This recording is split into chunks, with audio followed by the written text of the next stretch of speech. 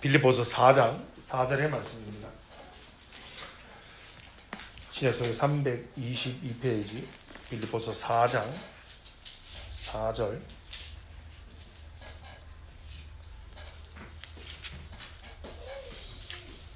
4절 한 절의 말씀을 함께 합독하겠습니다. 시작. 주 안에서 항상 기뻐하라. 내가 다시 말하노니 기뻐하라. 아멘. 그리스도 안에 사랑하는 성도 여러분, 오늘은 빌립보서 4장 4절의 말씀을 가지고 불가능해 보이는 명령이라는 제목으로 함께 말씀을 나누며 은혜를 나누고자 합니다. 제가 감기 기운이 좀 있어서 마스크를 좀 쓰고 있었습니다. 설교를 할 때는 마스크를 벗도록 하겠습니다. 여러분, 우리는 살면서 늘 기쁨이라는 것을 찾고 있습니다. 그런데 사실 우리의 삶을 좀 돌아보면 어떨까요? 사실 삶에서 기쁨을 맛보기란 정말 쉽지 않지 않습니까? 어떻습니까? 모든 사람들이 부러워하는 그런 멋진 곳에서 오랜 시간 동안 휴가를 다녀와도 실제로 나 자신은 기쁨을 느끼지 못할 때가 많습니다. 도대체 기쁨이 무엇이기에 우리는 유한하고 그리고 어찌 보면 100년도 살지 못하는 짧은 인생에서조차 이토록 진짜 기쁨을 누리기 어려운 것일까요? 어떻게 해야 우리가 기쁨을 가질 수가 있고 기쁨을 즐길 수 있으며 기쁨을 누릴 수가 있을까요? 실제로 우리가 기쁨에 대해서 이야기하는 것은 어려운 일입니다. 여러분, 우리의 삶은, 왜냐하면 우리의 삶은 고통의 연속이기 때문입니다. 불교에서 인생을 이렇게 표현하죠. 인생은 고해다 라고 이야기합니다. 삶이라는 것 자체가 너무나 고통스러운 흔적들이 많이 가지고 있다는 거죠. 그 고통의 흔적 속에서 기쁨을 이야기한다? 사실은 그것은 너무 천진난만하다 라고 말할 수 있다는 거죠. 그만큼 우리의 삶을 돌아보면 인생은 사실 기쁨의 장소가 될 수 없음을 우리가 깨닫게 된다라는 거죠. 그럼에도 우리가 기쁨에 관해서 논해야 하는 것은 사람이라면 누구나 끊임없이 기쁨을 추구하는 삶을 살고 있기 때문이라는 거죠. 삶이 아무리 고난과 고통의 연속이라고 하더라도 우리의 마음 한구석에 기쁨을 누리며 기쁨 가운데 살기를 누구나도 간절히 원하고 있기 때문이라는 거죠. 그런데 여러분, 기쁨은 매우 주관적이고 추상적이라는 사실을 아십니까? 동일한 상황 속에서도 어떤 사람은 기쁨을 느끼기도 하고 어떤 사람은 기쁨을 느끼지도 못할 때가 있다라는 거죠. 자, 한번 상상해 보십시오. 주말에 집에서 세탁기가 돌아가고 있습니다. 건조기가 돌아가고 있으며 그것을 돌아가는 것을 기쁘게 생각하고 있는, 주말에 내가 집에서 이 일을 할 수 있구나라는 것을 기쁘게 생각하는 엄마들이 있습니다. 반면 오랜만에 주말에 집에서 쉬는데 낮잠을 즐기고 있는 아빠들에게는 세탁기 돌아가는 소리, 식기세척기 돌아가는 소리, 건조기 돌아가는 소리가 전혀 아빠에겐 기쁘지 않을 수 있다는 거죠. 상황에 따라, 여건에 따라, 조건에 따라 누군가는 그 상황을 기쁘게 여기지만 누군가는 그 상황을 전혀 기쁘게 여기지 못한다라는 거죠. 어떤 사람들은 기쁨을 재미있는 것으로 해석하기도 합니다. 어떤 사람은 행복을 기쁨으로 생각하기도 하죠. 기쁨과 재미와 행복은 어떻게 보면 모두 연결되어 있는 것 같지만 엄밀히 따지면 조금씩 다릅니다. 이처럼 우리는 기쁨이라는 단어를 늘 입에 달고는 살지만 뭔가 명확하게 그 의미와 그 범위를 규정하기에는 사실 어렵습니다. 그런데 성경은 기뻐하라, 끊임없이 우리에게 기뻐하라라고 요구하고 있다는 겁니다. 우리에게 명령하고 있다는 겁니다. 여러분, 세상에 이런 명령이 어디 있습니까? 오늘 설교 제목처럼 사실은 불가능해 보이는 명령입니다. 항상 기뻐하라고 말하는 거죠. 그래서 사실 우리 기독교인들은 매우 당혹스럽습니다. 왜 그럴까요? 우리가 기쁘지 않은데, 지금 내가 기쁘지 않은데 내 인생은 고난과 고통의 연속인데 그 상황 속에서 기뻐하라고 말합니다. 불교에서처럼 차라리 인생은 고해다 라고 말하면서 인생은 고해이기 때문에 그 가운데 우리가 어떻게 살아가야 하는지를 알려주면 참 좋겠는데, 성경은 늘 기뻐해라 라고 말하고 있으니 기독교인들이 참 힘들다 라고 말할 수 있는 겁니다. 기쁘지 않아도 기뻐하라고 명하셨기에 사실 기쁜 척이라도 해야 한다라는 거죠. 그래서 기쁨이라는 주제는 모든 사람에게는 물론 특히 그리스도인들에게는 상당히 중요하고 그냥 결코 웃어 넘길 수 없는 문제라는 겁니다. 그래서 사실 이 기쁨에 대해서 이야기를 하려면 먼저 우리 인생 자체에 관찰하는 것이 필요합니다.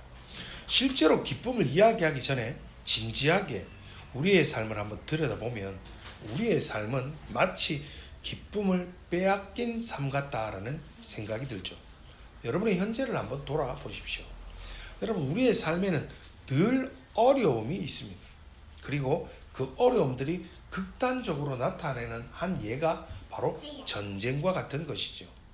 실제로 지금 함께 예배하는 우리들 중에 실제로 전쟁을 체험하고 실제로 전쟁을 겪었던 세대는 없습니다. 그러나 우리는 정신적으로 늘 전쟁 속에 살아가고 있지 않습니까? 우리의 삶의 현장은 실제 총탄과 포탄만 날라오지 않지 보이지 않는 전쟁터에서 우리가 살아가고 있지 않으십니까? 끊임없이 우리의 삶은 우리에게서 끊임없이 기쁨을 빼앗아 가지, 기쁨을 가져다 주는 경우는 그렇게 많지 않다라는 거죠. 좀 많이 가졌다 해도 기쁨을 누리지 못하는 사람들이 우리 주변에 너무나도 많이 있지 않습니까? 우리 자신을 한번 돌아보시기 바랍니다. 우리는 늘 나보다 좀 더 나은 사람과 끊임없이 나를 비교하면서 나의 자신의 풍족함보다는 나의 부족함을 안타까워하면서 살고 계시진 않습니까? 30평 넘는 아파트에 살고 있습니다. 아이들도 안 아프고 은혜 가운데 잘 크고 있습니다. 안정된 직장에서 수입도 괜찮습니다. 그럼에도 우리는 늘 무언가 부족한 게 많습니다. 내가 살고 있는 30평 아파트보다 남이 가지고 있는 40평이 훨씬 더 커 보입니다. 별 어려움이 없는데도 불구하고 끊임없이 자신을 남들과 다른 사람과 비교하기 때문에 우리가 가진 자신이 가진 기쁨을 누리지 못하고 늘 불평과 불만 속에서 살아가고 있지는 않으십니까? 나이가 들어갈수록 꿈이 상실됩니다. 미래에 대한 불확실함으로 인해서 마음속에 기쁨이 사라져가고 있습니다. 내가 이렇게 살려고 지금까지 열심히 달려온 것이 아닌데, 어느덧 나이가 이만큼 먹었는데 앞으로 나는 어떻게 살아야 하는가, 이런저런 생각을 하다 보면 어떤 희망과 소망이 아닌 절망만 다가올 수도 있습니다. 잠언 14장 13절의 말씀을 세번역 성경으로 읽어드리겠습니다. 웃을 때에도 마음에 슬픔이 있고 즐거움의 끝에도 근심이 있느니라 라고 말합니다. 여러분, 우리가 웃고 즐기는 때에도 마음이 아프다, 즐거워도 끝에 가서는 슬플 때가 있다라고 성경이 말씀하고 있다는 겁니다. 이것이 어찌 보면 우리 인생의 정직한 삶의 단면이라는 거죠. 그런데 이런 삶 속에서 우리가 어떻게 기쁨을 가질 수가 있을까요? 아니, 이런 상황 가운데 뻔히 알면서도 성경은 왜 우리에게 끊임없이 기뻐하라 라고 명령하고 있는 것일까요? 사람들이 기쁨을 얻는 방법은 거의 비슷합니다. 딱 세 가지입니다. 뭘까요? 소유하고 소비하고 누리는 것입니다. 바로 이 세 가지를 통해서 대부분의 사람들은 기쁨을 얻습니다. 그것을 통해서 사람들은 스스로가 기뻐질 것이라고 생각합니다. 아파트 평수도 늘려가야 하고 자동차 배기량도 점점 높여가야 하고 휴가 기간이 되면, 연휴 기간이 되면 남들이 많이 간다는 핫 스팟으로도 놀러 가야 합니다. 이렇게 소유하고 소비하고 누리면 기쁨을 누릴 수 있을 것이라고 생각합니다. 그런데 실제로 사람이 누릴 수 있는 이런 기쁨을 최대한 누려본 사람이 있죠. 누군가요? 바로 솔로몬입니다. 여러분 성경을 좀 찾아보겠습니다. 전도서 2장 성경을 한 군데 찾아서 함께 읽어보겠습니다. 전도서 2장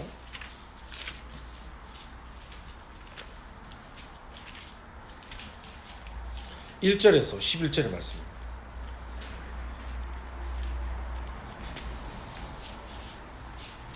전도서 2장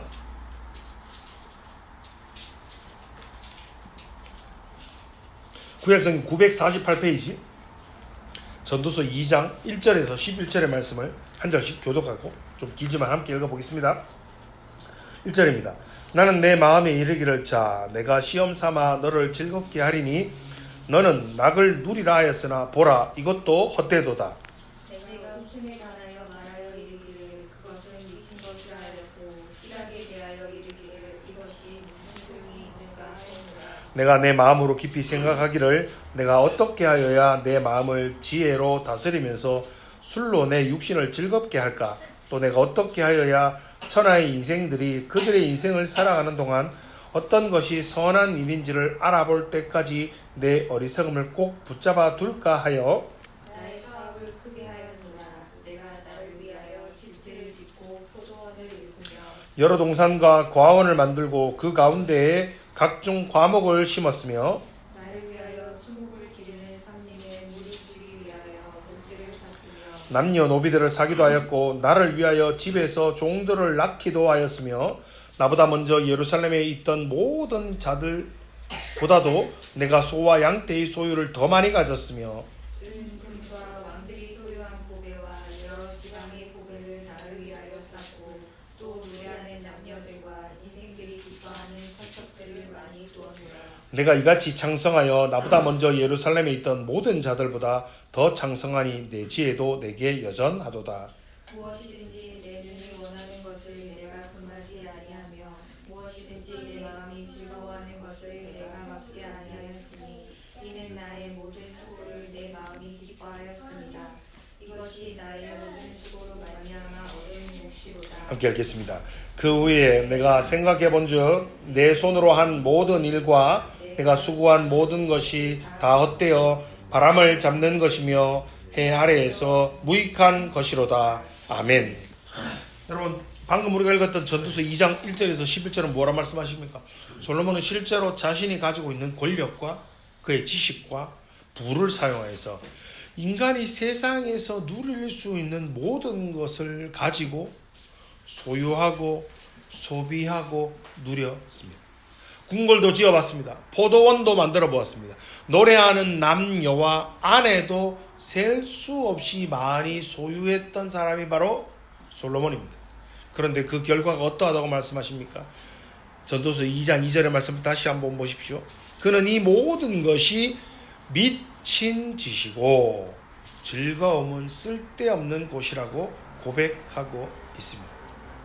오늘날 우리의 삶을 한번 돌아보십시오. 실제로 많이 소유하고 소비한다고 하여서 정말 우리의 삶이 기쁘던가요?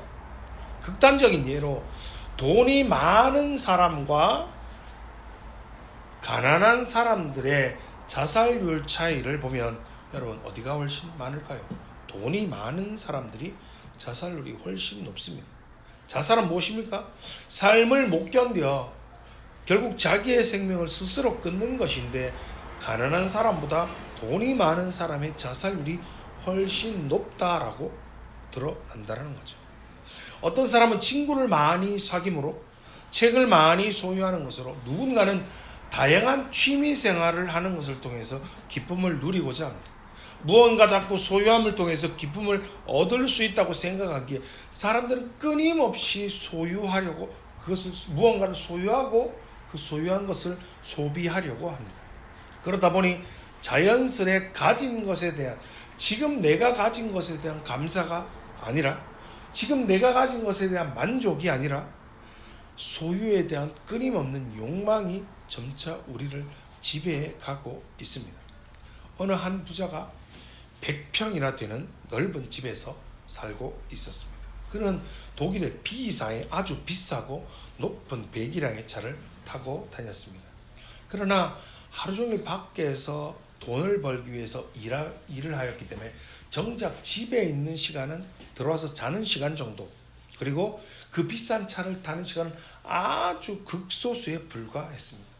그렇게 열심히 일해서 그렇게 번 돈으로 좋은 집, 좋은 차를 샀는데 그 집에서 가장 많은 것을 누리고 가장 오랜 시간 누리며 사는 것은 그 집을 돌보아주고 있는 가사 도우미가 그 넓은 집에서 그 모든 집기들을 통해서 가장 기쁘게 누리며 산다라고 이야기하지 않습니까?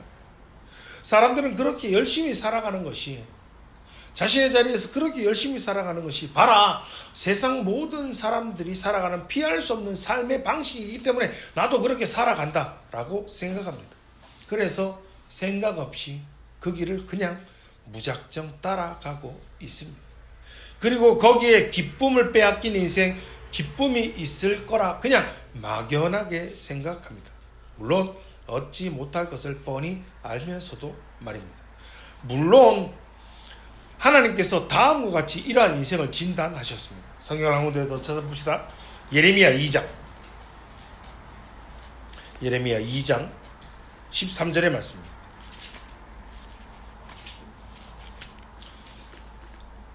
구약성경 1051페이지 예레미야 2장 13절의 말씀입니다.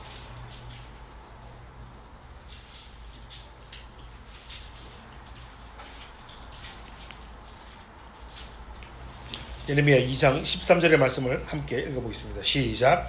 내 백성이 곧 그들이 생수에 거는 데는 나를 버린 것과 스스로 웅덩이를 판 것인데 그것은 그 물을 가두지 못할 터진 웅덩이들이니라. 아멘. 여러분, 팔레스타인 지역에서 사람이 물을 얻는 것은 굉장히 중요합니다. 우리나라와 같이 지나가던 나그네에게 우물물을 떠서 그 그릇 위에 나뭇잎을 띄워주던 옛날 시절, 그리고 사실 지금 우리나라만 해도 어느 식당 어느 가게를 가도 물 한 잔 달라고 하면 그냥 진짜 물 한 잔 정도는 그냥 얻어먹을 수 있는 이런 환경이죠. 그런데 팔레스타인은 물이 생명과 직결되는 문제였기 때문에 그들에게 물은 기쁨 그 자체일 수밖에 없었습니다. 그런데 이스라엘 지역의 지형은 안반 구조로 아주 독특합니다.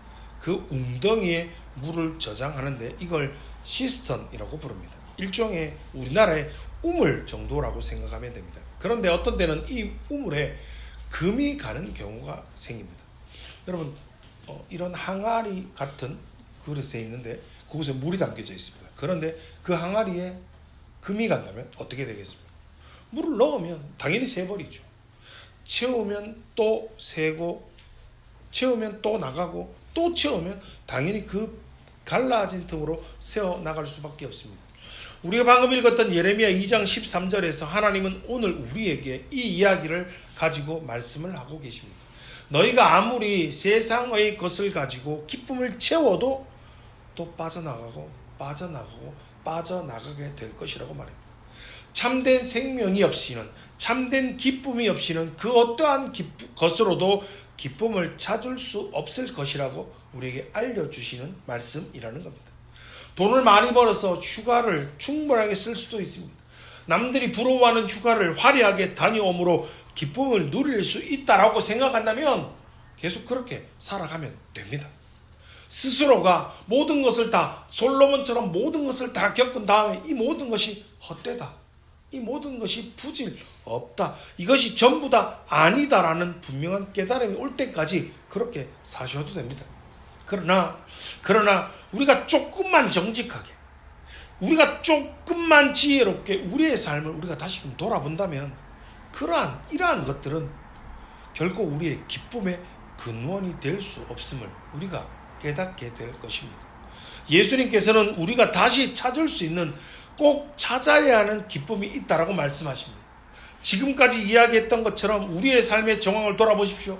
우리의 과거와 우리의 미래와 우리의 현재를 다 통틀어 볼 때 우리가 기쁨이라는 것을 이야기하기 힘듦에도 불구하고 그것을 넘어서는 또 다른 종류의 기쁨이 있다라고 말씀하십니다. 성경을 한 군데만 더 찾아보겠습니다. 요한복음 7장입니다. 요한복음 7장 37절 38절의 말씀입니다.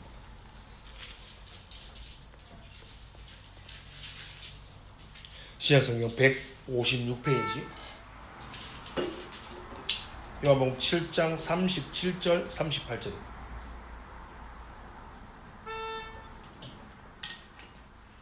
두 절의 말씀을 합독해서 함께 읽겠습니다. 시작. 명절 끝날 곧 큰 날에 예수께서 서서 외쳐 이르시되 누구든지 목마르거든 내게로 와서 마시라. 나를 믿는 자는 성경의 이름과 같이 그 배에서 생수의 강이 흘러나오리라 하시니 아멘. 여러분, 명절 아시죠? 명절은 기쁨을 위해서 있는 겁니다. 그런데 기쁨의 날인 명절을 보내고도 난 다음에 기쁨을 다 누리지 못한 게 분명 오늘 본문에 드러나고 있습니다. 그러니 예수님께서 갑자기 그 명절 마지막 날에 우뚝 서서 뭐라고 말씀하고 계십니까? 목마른 사람들은 다 내게로 와라. 너희들 그 배에서 생수의 강이 흘러나겠다라고 말씀하고 계십니다. 예수님의 이 말씀은 우리가 방금 살펴봤던 예레미야의 이야기와는 정반대의 이미지를 가지고 있습니다. 예레미야는 너희가 물을 모으려고 하지만 그 웅덩이는 결국 깨진 웅덩이다. 깨진 웅덩이에 아무리 부어도 아무리 모아도 차지 않는 다 새버리는 웅덩이를 이야기했습니다. 그러나 예수님께서는 너희의 배에서 생수의 강이 흘러나온다라고 말씀을 하고 계십니다. 이 표현은 아주 상징적이고 아주 문학적인 표현입니다. 아주 풍성한 물이, 그것도 사막과 같은 팔레스타인 지역에서 물이 풍성하게 흘러나온다라는 거죠. 자, 예수님을 믿는 사람만이 누리는 기쁨을 말씀하고 계시는 겁니다. 이런 기쁨, 예수님께서 주시겠다라고 약속한 기쁨은 그럼 어떤 기쁨일까요? 이 기쁨은 내면 세계와 관련이 있습니다. 예수님께서는 우리 보통 가슴이라고 표현하지 않습니까? 그런데 하필 왜 배에서 생수의 강이 흘러나오겠다라고 말씀하셨을까요? 사실 여기서 배라는 단어는 창자를 의미하는 단어입니다. 히브리인들에게 이 창자라는 단어는 인간 중심의 내면을 가리키는 단어입니다. 문학적인 표현인 거죠. 즉 우리 내면의 세계로부터 강이 흘러나온다라는 겁니다. 다르게 말하면 결국 인간의 참된 기쁨이라는 것은 우리의 외부가 아니라 우리의 내면의 세계와 관련이 있다라고 말씀하시는 겁니다. 우리는 기쁨을 외적인 것에서 많이 소유하고 많이 소유한 그것을 소비하는 외적인 세계에서만 찾으려는 경향이 있다는 거죠. 많이 갖고 많이 쓰면 기쁠 거라고 착각 안 하는 거죠. 그런데 기쁨은 그렇게 외적인 세계의 것이 아니라는 겁니다. 바로 내적인 것입니다. 배에서, 창자에서, 우리의 영혼에서 흘러나오는 것입니다. 우리가 세상을 어떻게 보고 어떤 가치를 가지며 삶을 어떻게 생각하는지는 바로 우리 속에 있다는 거죠. 우리 속에 기쁨이 나온다라는 거죠. 때문에 같은 일을 보고도 어떤 사람은 기쁘죠. 그런데 어떤 사람은 기쁘지 않을 수 있다는 거죠. 왜냐하면 우리 인간의 내면의 세계를 바라보는 눈은 각자 모두가 다르기 때문이라는 거죠. 두 번째는 무엇입니까? 기쁨은 진정한 가치를 발견하고 그것을 삶 속에서 누릴 때 주어지는 것입니다. 누구나 마음속에 기쁨이라고 하는 어떠한 가치관이나 기준이 있습니다. 그리고 그것에 상응하는 것이 우리의 삶 속에 나타나면 그때 비로소 기쁨을 느끼게 됩니다. 여러분, 돈 좋아하십니까? 안 좋아하십니까? 저만 좋아합니까? 만약에 누군가가 돈을 좋아하면 내가 돈이 많으면 좋겠다라는 생각을 가지고 있으면 돈이 많이 생기면 기쁨을 얻습니다. 그런데 돈에 별로 가치가 있다라고 생각하지 않는다면, 예를 들어 어린아이들 같은 경우죠. 어린아이들 돈에 대한 가치와 기준이 없으니까 아이들에게 아무리 돈을 많이 주어도 사실은 아이들은 별로 기뻐하지 않죠. 그냥 동전은 그 동전이고 종이 돈은 그냥 종이에 불과합니다. 거죠. 그 아이들에게 1,000원짜리, 5,000원짜리, 10,000원짜리, 50,000원짜리를 구별하고 그것의 가치를 부여할 수 없으니까요. 조기돈을 아무리 줘도 그 기쁨을 아이들은 누릴 수 없는 거죠. 기쁨은 외적인 조건 때문에 오는 것이 아닙니다. 우리의 내면에 내가 어떠한 가치관을 가지고 있느냐에 따라서 기쁨은 올 수도 있고 오지 않을 수도 있습니다. 내면에서 우리가 소중하게 생각하는 가치를 먼저 발견하는 데서부터 시작해야 합니다. 그것을 삶 속에서 누릴 때 비로소 기쁨이 오는 것입니다. 때문에 어찌 보면 여러분 기쁨은 배워야 할 부분입니다. 그리고 회복해야 할 감정이 바로 기쁨입니다. 예수님께서도 말씀하시지 않으셨습니까? 우리가 예수 그리스도를 믿고 난 다음에 하나님을 알게 되면 성령이 우리 속에 오셔서 우리 안에 새로운 일을 시작하신다라고 말입니다. 여러분 우리가 잘 아는 것처럼 우리가 오늘 제일 처음에 읽었던 우리 본문은 바울입니다. 바울이 빌립보서를 집필하였습니다. 그런데 빌립보서를 쓸 때 바울은 어디에 있었습니까? 감옥에 있었습니다. 그는 감옥에서 빌립보서를 썼습니다. 그가 감옥에서 빌립보서를 집필하면서 빌립보 사람들에게 끊임없이 무엇이라고 이야기하고 있습니까? 빌립보서의 주제가 무엇입니까? 바로 기뻐하라입니다. 여러분 내가 자신이 지금 감옥에 있는데 감옥 밖에 사람들에게 편지를 쓰면서 뭐라고 이야기하고 있는 겁니까? 기뻐하라. 너희도 나처럼 기뻐하라라고 말하고 있다는 겁니다. 빌립보서 3장 1절의 말씀을 보십시오. 그는 끝으로 기뻐해라 라고 말하고 있지만 다시금 4장에 가서 반복해서 그럼에도 주 안에서 다시 기뻐하라고 계속해서 반복해서 주 안에서 항상 기뻐하십시오. 다시 말합니다. 기뻐하라라고 말하고 있습니다. 아니 어떻게 감옥에 있는 사람이 밖에 있는 자유인들을 향하여 기뻐하고 또 기뻐하라고 전할 수가 있었을까요? 빌립보서 4장 11절과 12절에 바로 그 비결이 나와 있습니다.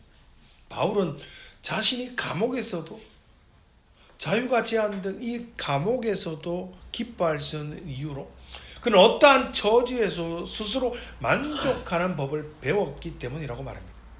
비천하게 살 줄도 풍족하게 살 줄도 배부르거나 굶주리거나 풍족하거나 궁핍하거나 그 어떠한 경우에도 적용할 수 있는 그의 인생의 비결을 배웠다라고 말하고 있습니다. 결국 기뻐할 수 있는 것도 배워야 한다라는 말이죠. 비로소 삶의 영역이 우리에게 기쁨이 다가오기 시작할 것입니다. 기쁨도 배우시기 바랍니다. 기독교인 중에 성경이 가르치는 바와 거꾸로 사는 분들이 너무 많습니다.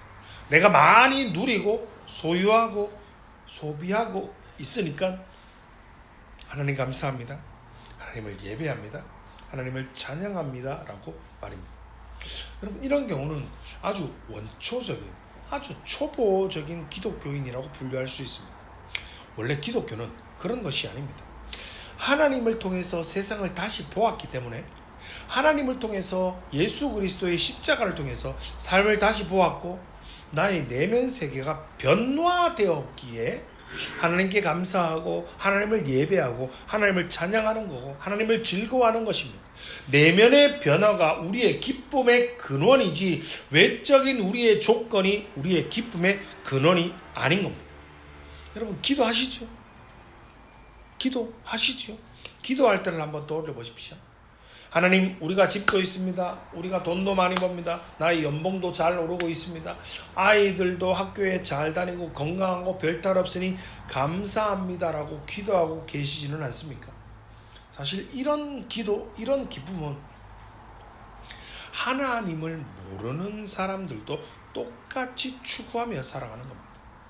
그들도 자녀들 잘 되고 별일 없고 연봉 오르고 별일 없으면 그들도 행복하게 잘 살고 있지 않습니까? 우리가 진정으로 기뻐할 수 있는 건 하나님을 통해서 새로운 세계를 보았기에 새로운 방식으로 삶을 살아가고 있기에 진리가 우리의 삶의 내면 세계에 자리 잡았기에 진정으로 기쁘고 즐거운 것입니다. 만약 그렇지 않다면 우리가 세상 사람들과 무엇이 다르겠습니까? 아마 그들이 우리를 향해서 너나 우리나 다들 똑같네라고 우리를 비웃을지 모릅니다. 기쁨은 단순하고 즉흥적인 것이 아닙니다. 대부분은 우리의 내면의 성숙과 함께 찾아오는 것이 기쁨입니다. 때문에 우리가 살고 있는 세상은 우리의 기쁨을 빼앗아가지만 우리는 이 세상 속에서 어떻게 기쁨을 다시 찾을 수 있는지를 배울 수가 있습니다.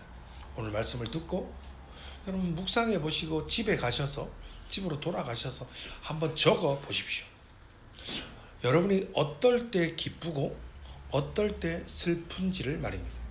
어떤 때에 기뻤는지를 적어보시고 어떤 때에 슬펐는지를 한번 적어보시고 그리고 그것을 들고 여러분 한번 기도하시기 바랍니다.